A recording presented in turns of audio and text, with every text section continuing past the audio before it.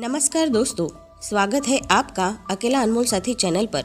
दोस्तों, एक बार की बात है, महात्मा बुद्ध का एक शिष्य बहुत गहन ध्यान कर रहा था, लेकिन उसका ध्यान केंद्रित नहीं हो रहा था। उसका मन सदैव विचारों से भरा रहता था।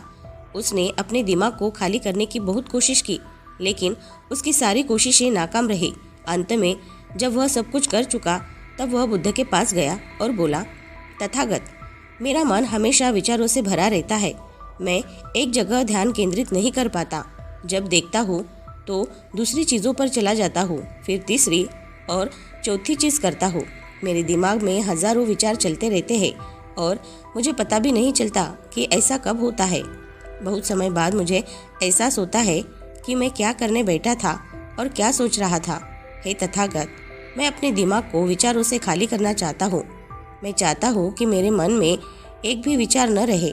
जब चाहूँ तभी विचार उठना चाहिए।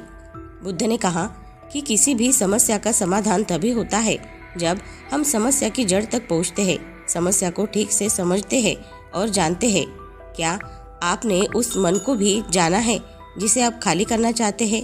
शिष्य ने कहा, तथागत, मैंने मन को जानने की बहुत कोशिश की है, लेकिन जितना इसके बारे में जानता हूँ, यह उतना ही रहस्यमय होता जाता है। बुद्ध ने कहा, जाओ और छोटे छोटे पत्थरों से भरा एक घड़ा ले आओ। तब शिष्य छोटे छोटे पत्थरों से भरा एक घड़ा ले आया और बुद्ध के पास रख दिया।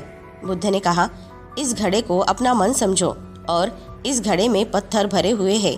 अब इस घड़े में और पत्थर डालो। शिष्य घड़े में पत्थर डालने लगा। घड़ा पहले से ही भरा हुआ था। बार बार पत्थर रखते ही बाकी सभी पत्थर नीचे गिरने लगे। तब बुद्ध ने कहा, रुको और ध्यान से देखो। अब घड़े में कोई पत्थर तो नहीं आ रहे हैं, बल्कि वह नीचे गिर रहे हैं, क्योंकि यह भर गया है। इसमें जो भी आ सकता था वो आ गया। अब और पत्थर नहीं आएंगे। यदि आप दूसरा पत्थर लगाना चाहते हैं तो पहले पत्थरों को बाहर निकालना होगा। शिष्य ने तुरंत कहा, तथागत, मैं समझ गया कि आप क्या कहना चाहते हैं, कि हमें अपने दिमाग को विचारों से खाली कर लेना चाहिए। बुद्ध मुस्कुराए और उन्होंने कहा, पहले पूरी बात समझो और फिर दिमाग को खाली करो। बुद्ध ने कहा कि हमारा मन इस घड़े के बिल्कुल विपरीत है। तुम घड़े को पत्थरों से तो भर सकते हो, लेकिन मन को विचारों से नहीं भर पाओगे। मन हमेशा खाली रहता है। शिष्य ने कहा, तथागत, मुझे कुछ समझ में नहीं आ रहा है। अगर दिमाग हमेशा खाली रहता है तो हम उसे खाली करने की कोशिश क्यों करते रहते हैं? इसकी क्या ज़रूरत है? बुद्ध ने कहा, इस घड़े से एक एक करके सारे पत्थर निकालो। शिष्य ने वैसा ही किया और घड़े से एक एक पत्थर निकालता रहा और अंत में घड़ा खाली हो गया। बुद्ध ने कहा, देखो, तुमने एक एक पत्थर निकाला, यह घड़ा खाली हो गया है। अब आप इस घड़े में कोई भी पत्थर डाल सकते हैं, दूसरा पत्थर डाल सकते हैं या फिर वही पत्थर दोबारा डाल सकते हैं। आप इसे आधा भर सकते हैं या फिर पूरा भर सकते हैं। शिष्य ने कहा, तथागत, मैं भी ऐसा ही हूँ। मैं बता रहा हूँ कि मन को खाली करना है। ये तो पत्थर है, इन्हें आसानी से निकाला जा सकता है और घड़ा खाली किया जा सकता है, लेकिन मैं अपने मन को कैसे खाली करूं? बुद्ध ने कहा, इस खाली घड़े में एक पत्थर डालो और 2 पत्थर निकालो।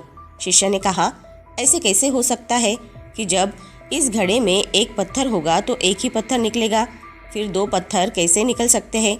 बुद्ध ने कहा, चलो ऐसा करो, इस घड़े में 2 पत्थर डालो और 4 पत्थर निकालो। शिष्य ने कहा, तथागत, ये कैसे संभव हो सकता है? ये कोई चमत्कारी बर्तन नहीं है कि 1 डालो तो 2 निकालो, 2 डालो तो 4। बुद्ध ने कहा, यह घड़ा चमत्कारी नहीं है, लेकिन तुम्हारा घड़ा यानी तुम्हारा मन चमत्कारी है।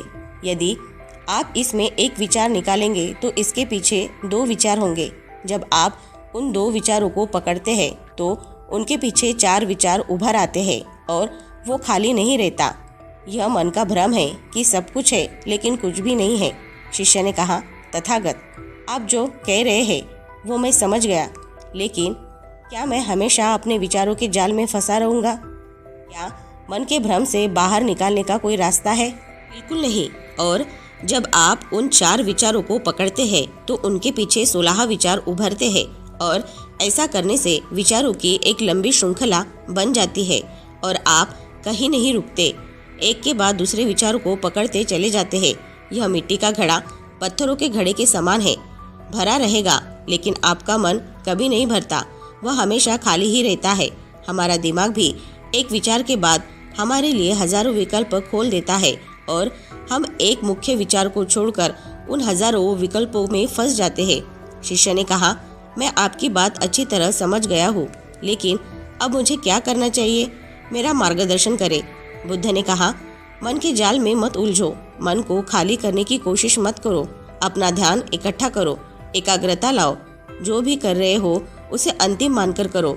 ऐसे करो कि बाद में इसमें आपको कुछ भी करने की जरूरत नहीं है। और जब आप किसी दूसरे विचार पर काम करते हैं तो बस उसी पर काम करें, कोई दूसरा विचार नहीं। मन के भ्रम से बाहर निकालना इतना आसान नहीं है, लेकिन अभ्यास सब कुछ कर सकता है। शिष्य ने कहा, तथागत, मैं भी ऐसा ही करूँगा। यह समझाने के लिए आपका बहुत बहुत धन्यवाद। हम सभी अपने दिमाग को खाली करने की कोशिश करते हैं, मन में उठते बैठते विचारों से परेशान रहते हैं। हम चाहते हैं कि ये विचार कहीं चले जाए और हम शांत हो जाए, लेकिन जितना हम इन विचारों से दूर भागते हैं उतना ही ये हमारे दिमाग में घूमते रहते हैं। हम विचारों का उपयोग करते हैं कि वे हमें शांत करते हैं और वे आपके उन्हीं विचारों से जुड़ते हैं जिन्हें आप छोड़ना चाहते हैं। इसीलिए ये विचार इतने शक्तिशाली हैं। जब आप सोचना ही नहीं चाहते तो आप शांत रह सकते हैं। यह तभी संभव है जब आप शांत रहने की कोशिश करना बंद कर दें और अपनी समस्या को हल करने पर ध्यान दें। ध्यान केंद्रित करें और समझें कि चिंता करने से नहीं बल्कि सोचने से समाधान मिलता है। बुद्ध ने कहा, इस मिट्टी के बर्तन को पत्थरों से आधा भर दो। शिष्य ने वैसा ही किया।